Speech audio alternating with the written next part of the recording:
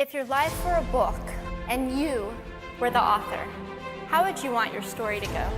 That's the question that changed my life forever.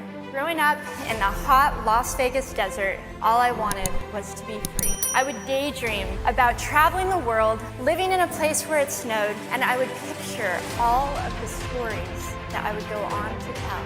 At the age of 19, the day after I graduated high school, I moved to a place where it snowed, and I became a massage therapist. With this job, all I needed were my hands and my massage table by my side, and I could go anywhere.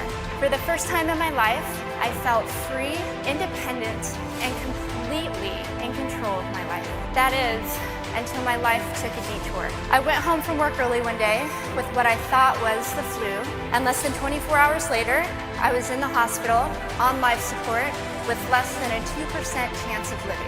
It wasn't until days later, as I lay in a coma, that the doctors diagnosed me with bacterial meningitis, a vaccine-preventable blood infection. Over the course of 2.5 months, I lost my spleen, my kidneys, the hearing in my left ear, and both of my legs below the knee. When my parents wheeled me out of the hospital, I felt like I had been pieced back together like a patchwork doll. I thought the worst was over until weeks later when I saw my new legs for the first time.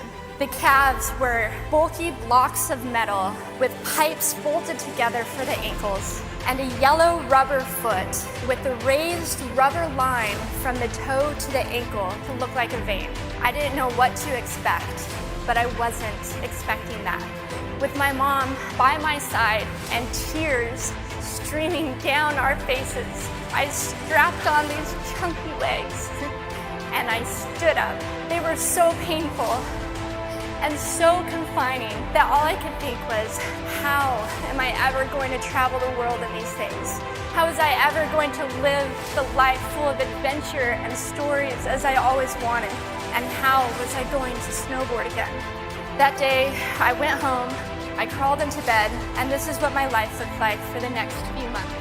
Me passed out, escaping from reality with my legs resting by my side. I was absolutely, physically, and emotionally broken. But I knew that in order to move forward, I had to let go of the old Amy and learn to embrace the new Amy. And that is when it dawned on me that I didn't have to be 5'5" anymore. I could be as tall as I wanted. Or as short as I wanted, depending on who I was dating. And if I snowboarded again, my feet aren't going to get cold. And best of all, I thought, I can make my feet the size of all the shoes that are on the sales rack. So there were benefits here. It was this moment that I asked myself that life-defining question. If my life were a book and I were the author, how would I want this story to go? And I began to daydream. I daydreamed like I did as a little girl. And I imagined myself walking gracefully, helping other people through my journey and snowboarding again. And I didn't just see myself carving down a mountain of powder. I could actually feel it. I could feel the wind against my face and the beat of my racing heart as if it were happening in that very moment.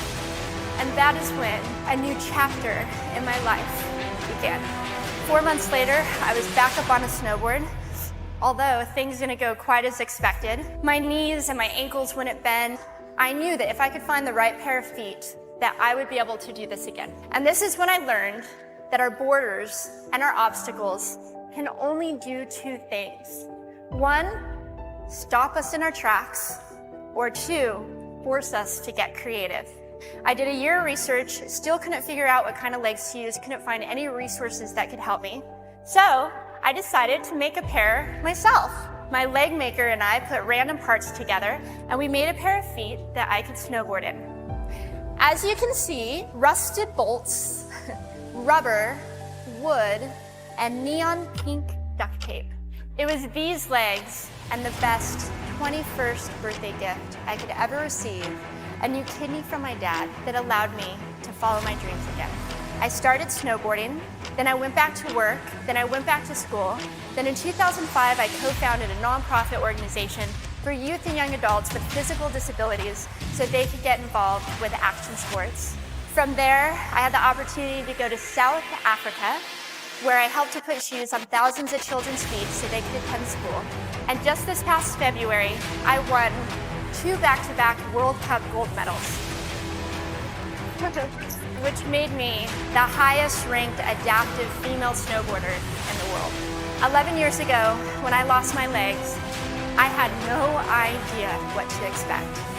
But if you ask me today if I would ever want to change my situation, I would have to say no. Because my legs haven't disabled me. If anything, they've enabled me. They've forced me to rely on my imagination and to believe in the possibilities. And that's why I believe that our imaginations can be used as tools for breaking through borders. Because in our minds, we can do anything and we can be anything. It's believing in those dreams and facing our fears head on that allows us to live our lives beyond our limits.